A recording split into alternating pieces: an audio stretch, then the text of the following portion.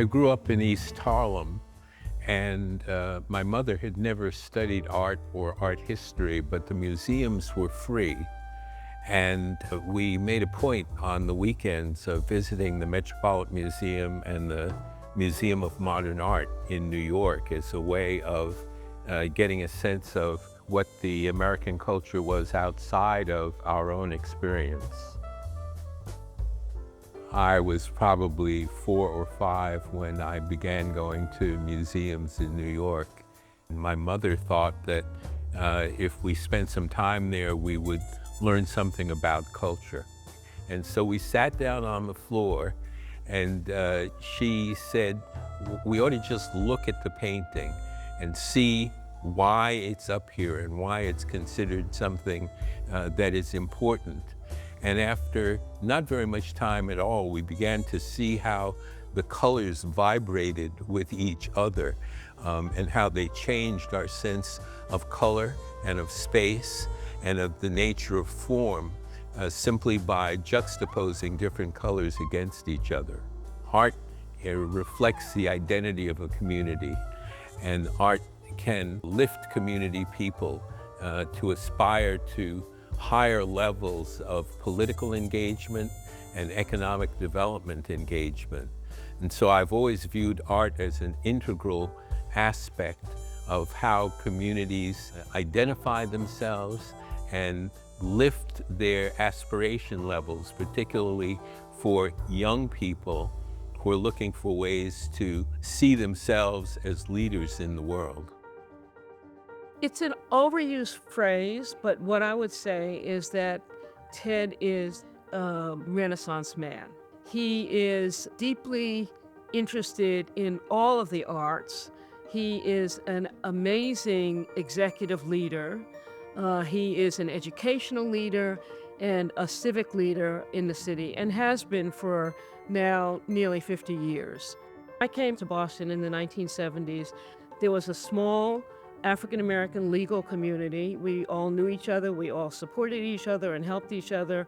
And it was in that context that I first met Ted Landsmark. Ted ultimately decided that practicing law was not for him, and he moved on to work for the city. But there really is no area of urban life in the city of Boston, improving urban life, improving the experience of city living for everyone in the city, that Ted Landsmark's fingerprints have not been on. Well, when my father was mayor, he often brought us to City Hall with him, and Ted was in the office talking to my father, and he asked us, why didn't you ever visit the Museum of Fine Arts? And we really never had an answer, or a good answer. And Ted volunteered and brought me to the Museum of Fine Arts.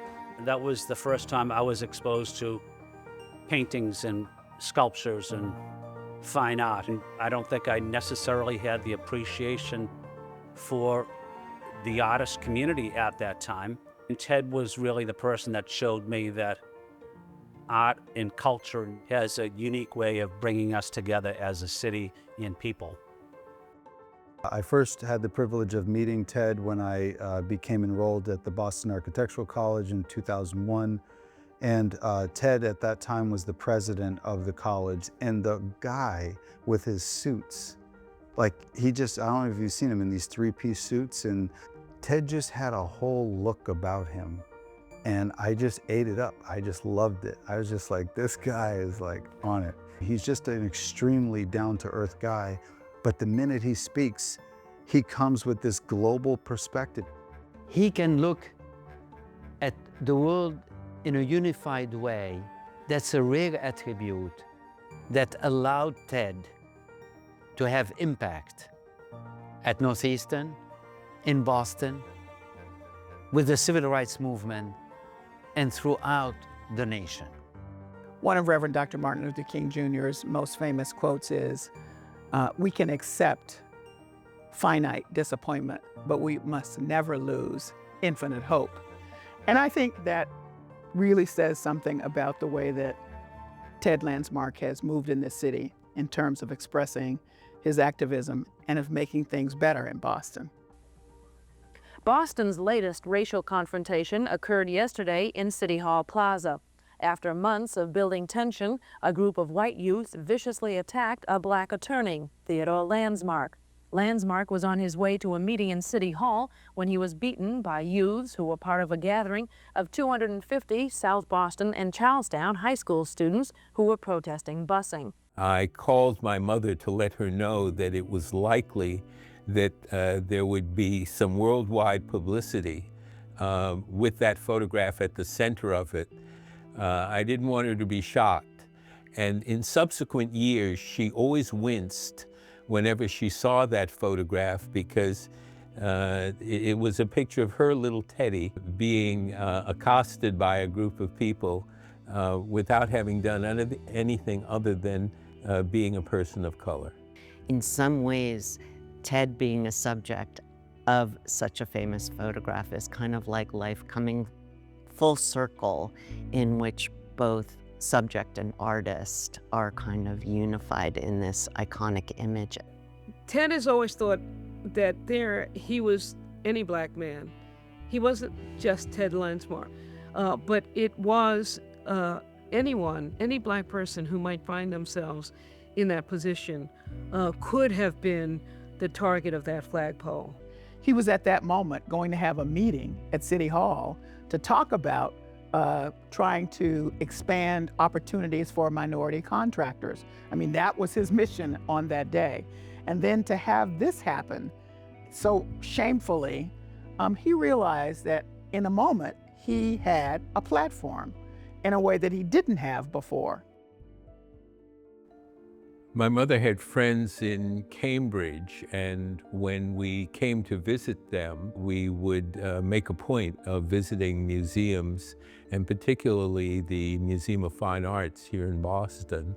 And there's this painting behind me of Watson and the Shark that was the first painting that really intrigued me and enabled me to feel as though I could be part of the art world.